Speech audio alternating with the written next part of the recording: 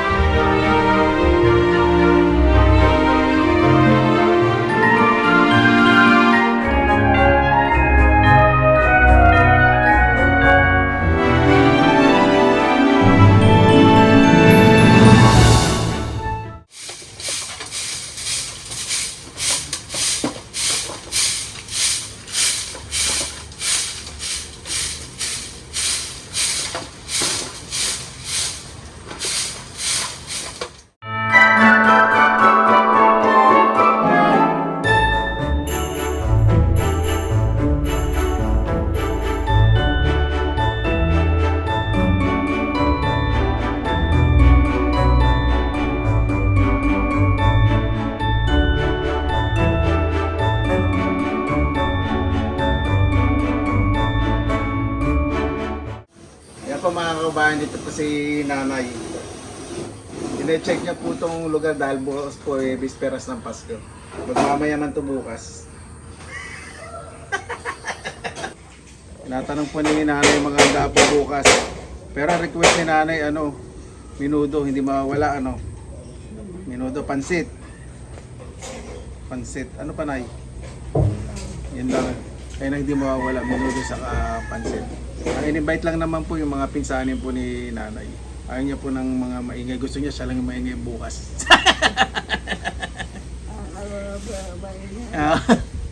Masarap yun. Ayan po mga kabayan. Dito po si nanay sa si Papa. Nanay pa, ano masasabi niyo sa inyong rest house? Ayos lang. Para kang tumama sa sweepstick na third prize. Si nanay masaya nakita ko. Masaya na mo. Lalo pag may ice cream. Ayan po. Okay na yung kama, ayos na. Ang nanay Tama yung lambot. Ang nanay mo, Kahit na natutulog na, humingi pa ng ice cream. Sabi ko, bukas na lang. Matutulog ka na, mag-ice cream ka pa. Mahilig sa ice cream si Mahilig nanay. ka ice cream eh. Meron din naman po araw-araw kumakain ng ice cream si nanay. Kasi baka tumagas din yung sugar. Saka hindi naman siya maraming kumain po si nanay. Maraming kwento pero yung kain. Mahirap magmahal. Akalain, hindi mo akalain sa buhay mo darating yung talagang mahal mo asawa mo. Hindi yung pagmamahal isa nasabi lang, kailangan ipakita mo. Pakikita mo talaga na mahal mo siya. Lahat ng baho, pagtitiisan mo. Wala eh. Kahit anong mangyari siguro, unat na lang ng paa maghihiwalay sa amin. Pinuhugot pa si Papa na yan. Oo.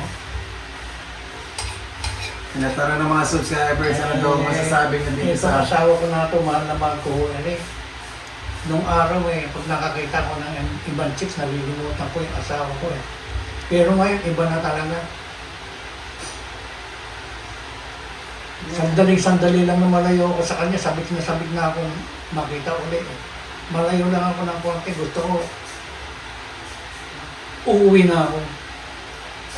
Yung pom, okay lang, lambot. Ayos lang. Ayos lang. Yan po sinasabi sa inyo mga kabayan. Basta ayos kay nanay kay Papa, okay na okay. Nanay, Yung masasabi mo, ano masasabi niyo dito sa rest house niyo? Rest. ayos lang. Maganda. Pang mayaman. Ang mayaman. Paano to? Maganda to sa sa Maritisan kasi kahit palang electric pan malamig. Kasi batas po yung kaisami po nito sa maraming bintana yung simoy na hangin, lagusan, saka maraming puno. Tahimik. Walang ingay. Ayaw talaga ni nanay ng maingay. Gusto niya siya ng maingay. Gusto niya siya bumibida kapag lalo na eh. Marinig mo lang dito, tawag ng aso, tsaka tilaok ng manok. Hindi, pag Maritisan na, ayaw ni nanay. Eh, pag may mga tao, ayaw ni nanay maingay. Pero pag Maritisan, gusto ni nanay siya lang maingay. Siya lang yung hasang-hasang, alang-alas, kaya hasang. Na-exercise ng kanyang Na-exercise yung kanyang ngalang-ngalang. sopangus. Ay ba mga kabayan, kain po muna si nanay ng ice cream.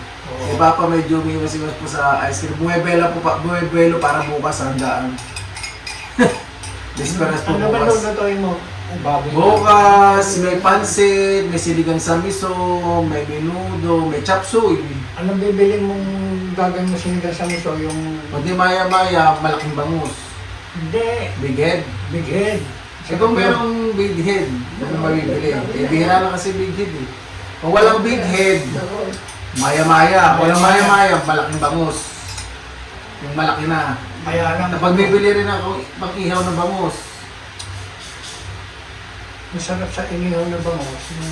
may palaman ng kamatis sa sibuyas. Hindi ang masarap kasi sa bangos ang iniihaw talaga na nasusunod ang kaliskis. Hindi ako ganun lang. Kaya kung babalutin mo sa dahon, masarap eh. Hindi na, may ihawan na eh. Yung di malakas ang apoy pero yung kaliskis medyo nasusunog. Lalagyan mo rin bang palaman yan? Bang sibuyas sa kamatis lang. Para masarap. Yun, may ano pa ba? Hindi ko pa rin napag-usapan namin ni Monok. May chop suey, may menudo, may pansit. Bukas ang mag-bili. Eh po, bukas po mga kababayan. Kaya po, nakita niyo po yung comment ni nanay ni Papa. Okay naman po sa kanila itong bahay, itong kanilang munting rest house. Rest house po nila. Diba? Yun po muna. Nanay, baka may gusto kayo sabihin mo muna. Salamat kayo sa mga nanonood lang. Lagi kayo kinakamusta ni Papa. Ha? Ano daw? Masaya ka raw, masaya raw nanay mo pag nandito ka. Masaya daw si nanay pag nandito ako. Kasi lagi may asul sa ice cream, may saging. Lahat ng gusto niya kainin, binibili ko. Hindi. Wala pa rin nakahawakan na aso. Wala pa, mamaya. Meron na pala. Andiyan ni Azul. 22 na ngayon, alam ni nanay. 22 sahod. Mamaya, darating na yung Azul. Hintayin nyo lang. O nga pa, tinatanong kayo ng mga nanat kayo ni nanay. Ay, Dahil maraming sinasabi nila, pag pumunta dito kayo, ano daw yung komento nyo kasi importante. salamat sa mga alaala ninyo sa amin. Kahit pa paano na pumapasok ang sa isipan ninyo kami mag-asawa. Nanay niyo po yung anak ko. Oh, maraming salamat sa inyo. Salamat po niyo. Kaya kayo, yung mga anak, mamahalin niyo ang mga magulang ninyo. Habang malalakas pa sila, dahil pag wala na yan, wala na.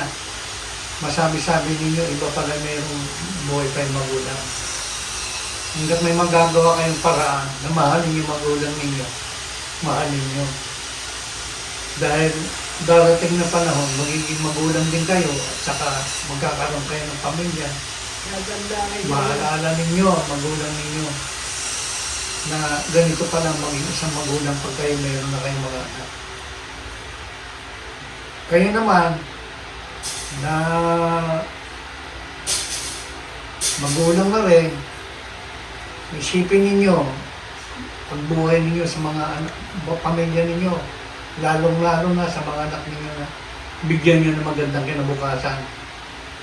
Ngayon, kung walang kakayahan na pag-aralin ninyo mga anak ninyo, turuan nyo na lang na magkaroon ng magandang hanap buhay. Lalo na pakikisama sa tao. Yun ang pagiging puhunan. Ang pinakamaganda sa lahat na ano sa buhay ninyo yung makisama kayo, yung pagkaibigan. Kaya lang pagkaibigan, limitado ninyo. Distansya. Huwag yung masyadong ibubuhos dahil kung minsan, walang iniwan sa ahas yan eh. Hindi mo masabi na pagdating ng panahon, tuklawin ka. Kaya sa uli, pamilya talaga maasahan. Kahit anong oras. Ang paghahanap buhay naman, yan, katulad yan. Huwag niyong iasa lagi na dito sa Pilipinas, may kinikita kayong malaki. Dahil dito, ang trabaho dito, panahon lang. Pero may pagkakataon kayo pumunta ng ibang bansa, pumunta kayo. Kaya lang, tiyaga. Dahil malayo kayo sa pamilya ninyo, lalo na pag dumarating ang Pasko, naalala ninyo sila na sana kung nandun ako sa Pilipinas, kasama ko yung mga anak ko, mga pamilya ko, na magsasalo-salo kami sa kainan. At saka isa pa, yung paghahanap buhay sa ibang bansa, ibuhos nyo lahat ang kakayahan ninyo. Iwasan nyo yung... Mag-ubos-ubos biyaya, maya-maya nakatunganga. Iwasan nyo lahat yung mga bisyo doon. Dahil doon sa ibang bansa may mga bisyo rin. Dahil Mga tukso. pag pinasukan ninyo ang bisyo, Wala na. nasa ibang bansa kayo, masisira yung paghahanap buhay ninyo. Pati yung inaasahan ninyo, mabigyan nyo ng kinabukasan, mga anak ninyo, hindi nyo na magagawa dahil pinasok nyo na sa bisyo yung paghahanap buhay ninyo. Yan lang. Haba ng ano ni Papa Nanay. Napakasarap ng maghanap buhay sa ibang bansa dahil sigurado ang kita. Lalo na kung magandang kumpanya na pasukan mo. Dito sa Pilipinas din naman, maganda kung may trabaho. Maganda rito sa Pilipinas. Diskarte kailangan talaga dito sa Pilipinas. Dito sa Pilipinas, kailangan meron kang paraan sa buhay. Dahil huwag ka lang umasa sa anak buhay mo. Kailangan doon. Diskarte pa. Oo. Yung paghawak ng pera, hindi umus biyaya. Ano naman sasabi niyo sinasabi ni Papa? Ayos lang. Ha? Ayos lang. Ako kasi ang karanasan ko, Ano sabi ni Nanay pa? ayos lang daw, ayos lang. Ayos lang. Pwede na. O sige, tama na yun. Pwede na yung hugot ni Papa Nay. Kasi baka mapasobra, hindi nila. Baka mapasobra yung sinabi ko, hindi na sila maniwala. Ay po mga kababayan, pag nalapala po ko dito si Nanay saka si Papa, meron naman po sa kanilang Kasi kambitingin. Dadali na lang po dito, basta may tubig sila. Napakabait ng Diyos. Huwag lang kayong makakalimot pa ng Diyos. Ang dasal ay kasama sa buhay yan. Dahil ang Diyos, hindi ang Diyos hindi na tinitiis ang tao na humihingi ng biyaya. Humihingi ng biyaya sa Panginoon. Hindi pa. sabi ni Ducho, kung pwede daw siya maging ngayon, umuhugot pa si Papa. Pero kung hindi nyo minahal ang... Tabi niyo bukas, Papa, meron pa tayong bukas. Meron pa ba? Oo, Sige. may esperas bukas eh. Mag-iisip pa ako ng sasabihin ko. Ano po mga kababayan, kasi may gumagawa tinatanong, pwede na daw siya mag-inay, nakakatawa si Vince. Yan po muna mga kababayan, maraming salamat na po sa inyong oras na inilaan sa Pinilakang Lakbay. Importante po, ngayong magpapasko, kung malayo po kayo sa pamilya, tumawag po kayo. Kung yung mga pamilya naman po, hindi makatawag sa ilan, nasa abroad kasi busy po sila kung may mapasok dahil hindi naman po lahat na-celebrate po yung Pasko, lalo na po yung iba po ang religion. Pero respeto po, kahit kamustahin na lang po natin yung mga mag-anak po natin sa ibang bansa. Kung mabasa nilang nabakasan after Pasko, at least naalala po na. Yun po importante sa Pasko. Tsaka maganda ngayon eh. Mayroong cellphone, hindi katulad namin nung araw. Magbo-voice step ka, susulat ka. Tapos pag wala pang dumating ang sulat mo, malulungkot ka dahil hindi ka naaalala ng pamilya mo. Bukas na kwento yan. Okay. Okay. Tutuloy. Marami kayo si Papa bukas po sa Bispera. Siguradong maraming kwento po.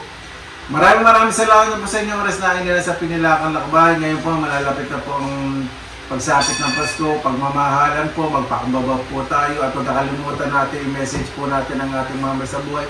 Alisin po ang galit sa puso. Kung mayroon po kayong mga kaaway, sa isang tabi niyo po muna, manahimik na lang po kayo. Maraming salamat po. Basta lagi po tayo positive vibes, good vibes. God bless. Ingat po lagi. Magandang araw, nanay. Magandang araw. Laban lang! Laban lang. Yan. Sundan ang susunod na kabanata.